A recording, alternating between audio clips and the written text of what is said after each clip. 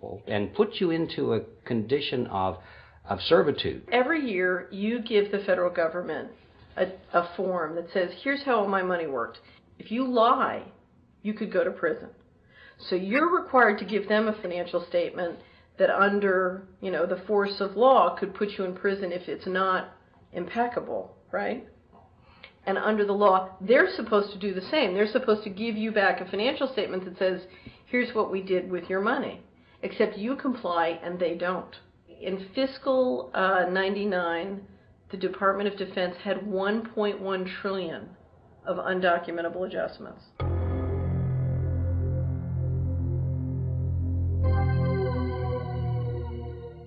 The following year, they had 2.3 trillion of undocumentable adjustments.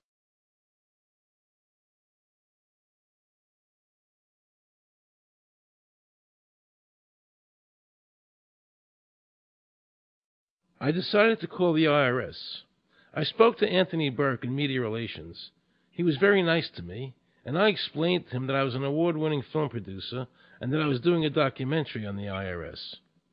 He seemed a bit stunned by this, then explained to me that Commissioner Everson nor anybody else would go on film to discuss the income tax.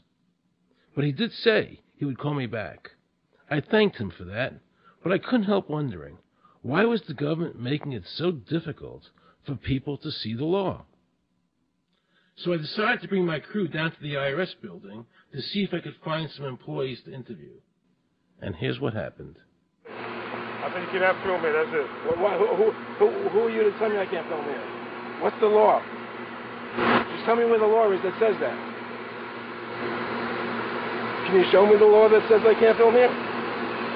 Is America a free country? I told him they couldn't film here, and he's asking 9 million questions. I told him that's a federal government law. Hey, I told him he couldn't film here. He's telling me he's a citizen and all that. So I couldn't film him. I'm saying, where's the law that says I can't film here? And I'm asking another question, sir. Then Homeland Security showed up, because I was such a threat to Washington. You got a driver's license? Yeah, I do. Put that away for me. After convincing Homeland Security I really wasn't Osama bin Laden, I kept wishing the IRS would allow me to interview somebody. Why wouldn't they show the law? What were they so nervous about? I began to have a frightening thought. What if it was our own government we had to be afraid of? With that disturbing thought in my mind, I went to see a group of tax experts.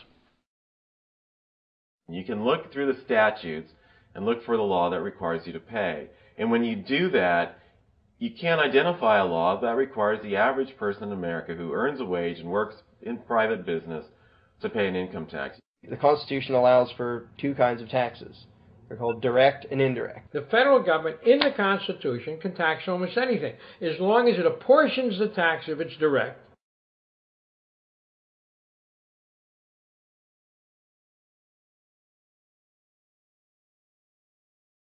The indirect tax is, for example, an excise tax. I can avoid the excise tax on gasoline. I can choose to ride my bicycle.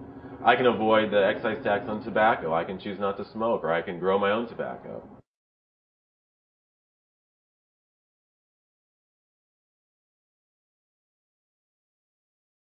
The income tax which is being applied now doesn't meet the criteria of either direct or indirect taxes. The IRS claims that in 1913, the 16th Amendment, the Income Tax Amendment, allowed the government a third form of taxation. What was the Supreme Court's ruling on that? The Supreme Court in the case of Stanton versus Baltic Mining. I mean, what could be clearer than this?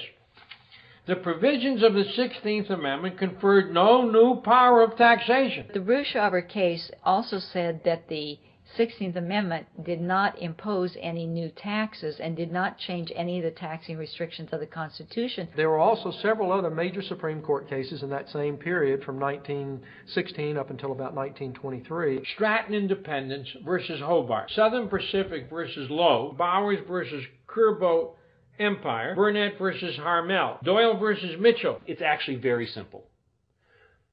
Congress tried to enact an income tax in 1894. The Supreme Court said that's unconstitutional. When the Supreme Court says something is unconstitutional, it's unconstitutional.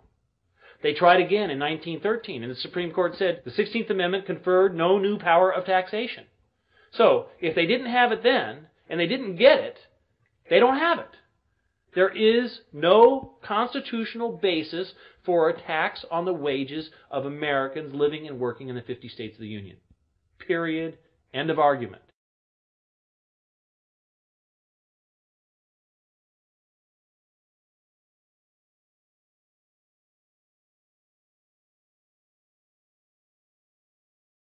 I have a letter here from Daniel Inouye's office of the United States Senate that says, based on the research performed by the Congressional Research Service, there is no provisions which specifically and unequivocally require an individual to pay an income tax. Period. End of story. There is no law, and to date, nobody has been able to show that there is a law for the average American citizen working day in and day out to pay an income tax. The definition of income in the Constitution was given in the Eisner versus Montgomery case, and it turns on gains or profits that are made from some activity. Doyle versus Mitchell, 247 U.S. 179, 1918. Here's what he said. The idea of gain or increase arising from corporate activities. In other words, it doesn't mean wages, it doesn't mean dividends, it doesn't mean alimony. It means a gain or a profit arising from corporate activity.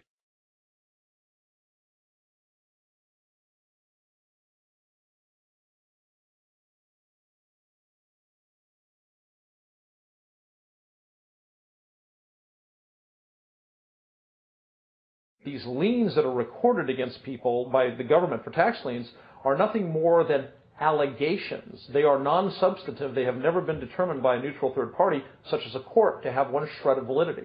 If you ever get a notice of an audit or anything else, the first thing you should do is a Freedom of Information Act request for records that they're using to substantiate or justify the audit. There is nothing in the Internal Revenue Code that creates any such thing as an income tax evasion or crime. There's nothing in the code that allows IRS agents to seize property. The government is involved in judicial blackmail. The government knows that if it legally seizes somebody's property, that person doesn't have the funds and he can't even get a lawyer who can help him. I conducted investigations in the Title 18 of the Criminal Code, the U.S. Criminal Code. And in there, the statutes and the regulations are very specific as to what's violating the statute. In the Internal Revenue Code, Title 26, there's nothing specific in there. I mean, even the FBI is feared the IRS. You have to understand that an agency which will unlawfully impose a tax that doesn't exist is not going to care. If we, the people, don't know what our rights are, they're not going to tell us. If Americans just learned that the IRS was actually knowingly deceiving them, that would be enough for them to rise up and put a stop to it. This small booklet includes the Constitution of the United States, the Bill of Rights, the Declaration of Independence. This is a document that every citizen should read. It's a document which freed an entire nation. This is the Internal Revenue Code. And this document, and the unlawful application of this document by the Internal Revenue Service has enslaved the nation that this document attempted to free. I was very impressed with the people in the tax honesty movement. They weren't kooks, they were highly intelligent, well-researched, and very genuine. I was wondering why I never heard about all these Supreme Court decisions in the media. So I really wanted the IRS's point of view, because to get the true story, it was imperative I hear both sides. I kept wishing Anthony Burke would call me back. He seemed like an honest man. I then proceeded to call my message machine. Hi, this message is for Aaron Russo. This is Anthony Burke at the Internal Revenue Service. Let me suggest some people that you might want to think about talking to. One would be Don Alexander, who's a former commissioner who's here in town in Washington. Another would be Sheldon Cohen, who is both a former commissioner and former chief counsel. All those guys, I think, can answer your question about, where in the tax law it says that you have to pay taxes. Wow, good news, I thought. So I called Sheldon Cohen because he used to be the IRS commissioner. He wrote the tax code, and he was also general counsel.